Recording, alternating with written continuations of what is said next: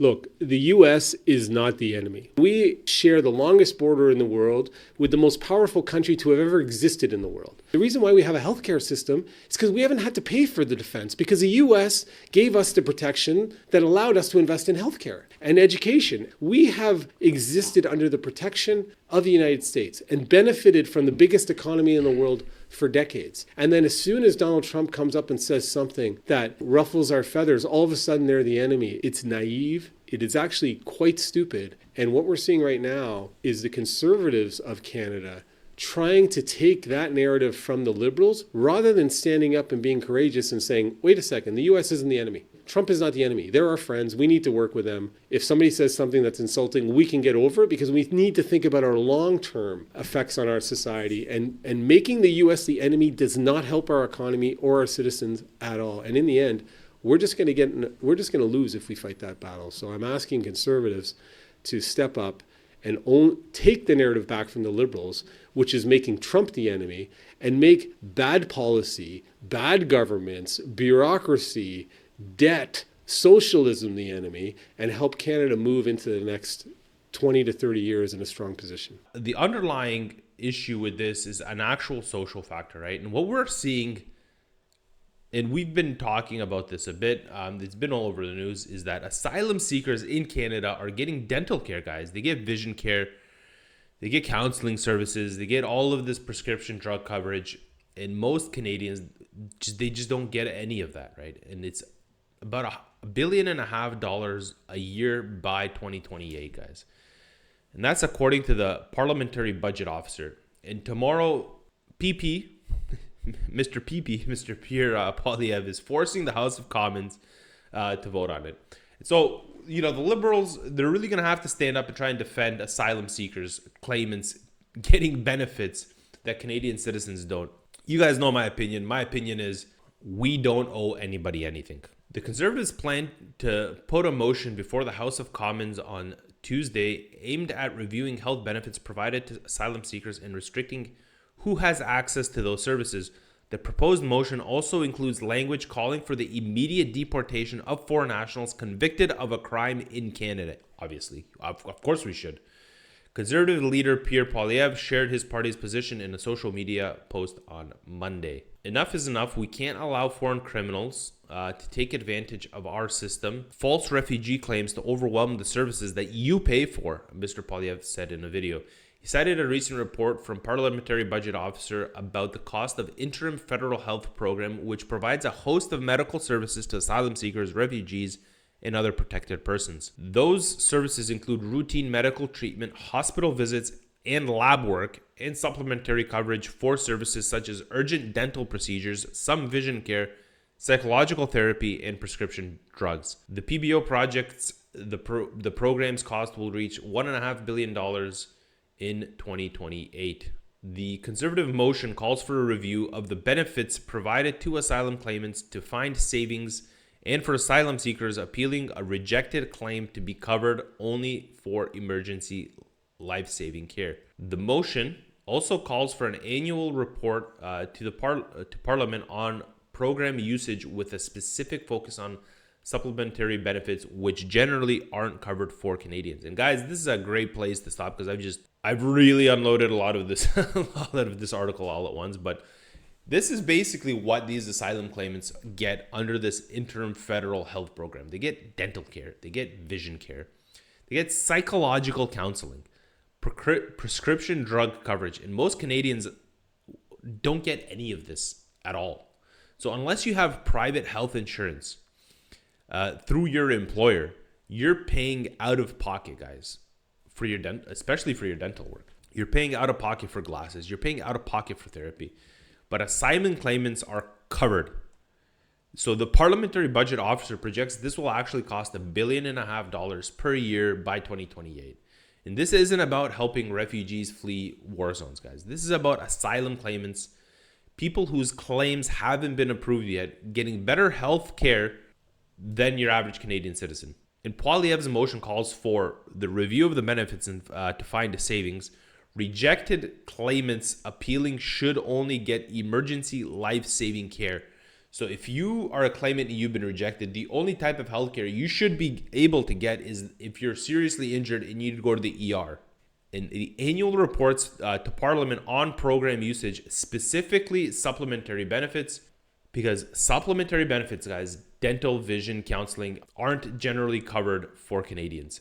And tomorrow, the Liberal MP has to vote on whether to defend this, guys. PBO report says about 624,000 people were beneficiaries of the Interim Federal Program in 2024 to 2025, from about 200,000 people in 2020 to 2021.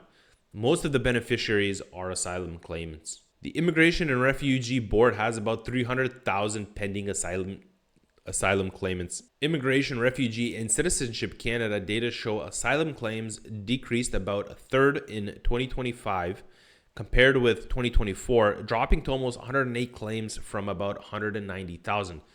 Immigration Minister Lena Metleg-Diab cited those figures in question period when faced questions from the Conservative benches on Monday afternoon. We are making significant changes and have introduced Bill C-12, which will curb the misuse of asylum. She said, we will control costs and we will truly protect those that are vulnerable. Sure.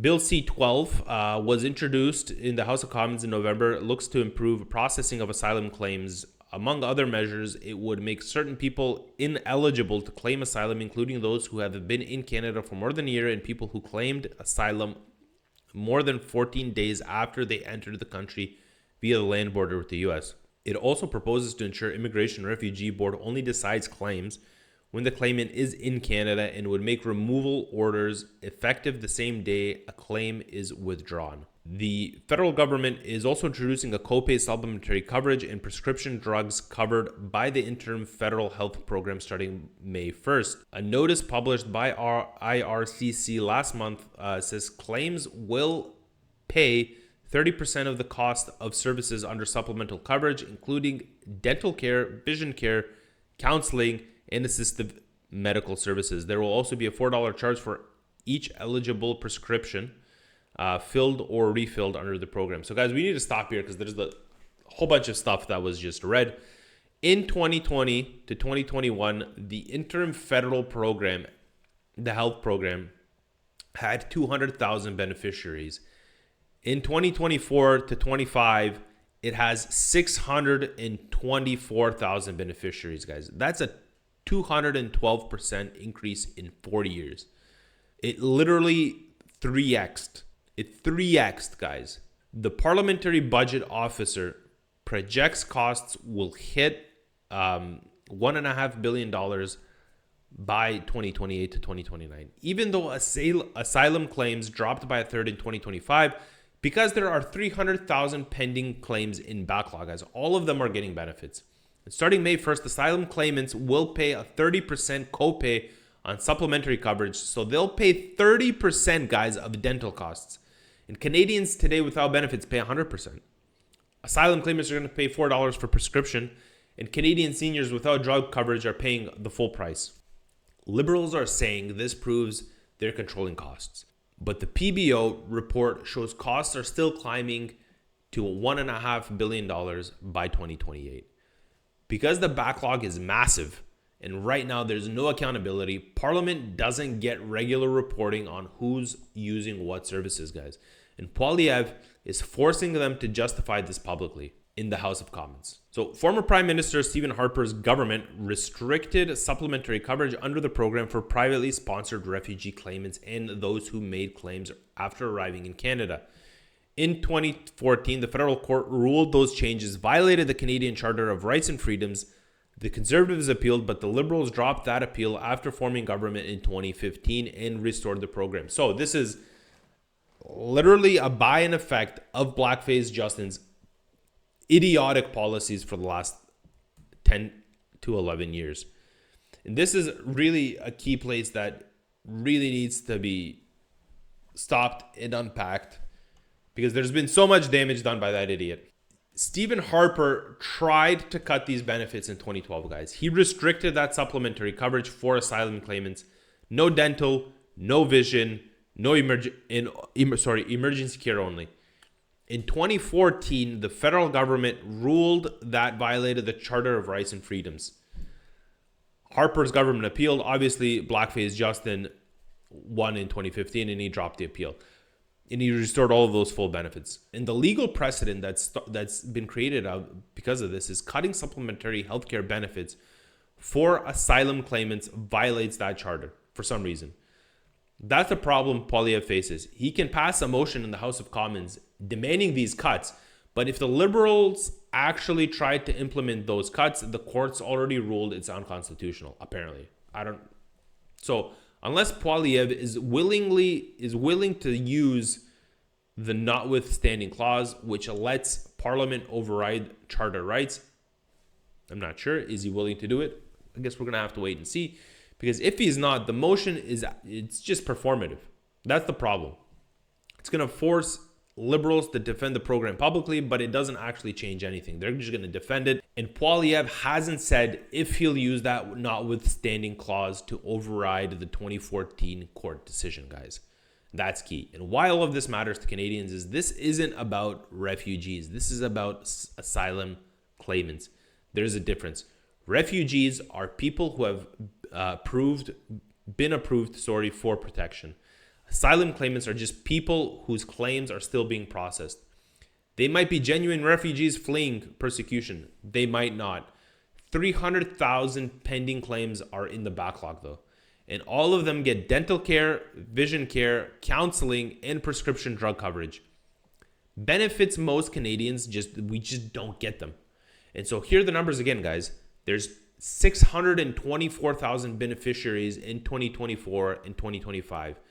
That's up from 200,000 in 2020 and 2021. $1.5 billion in annual costs by 2028.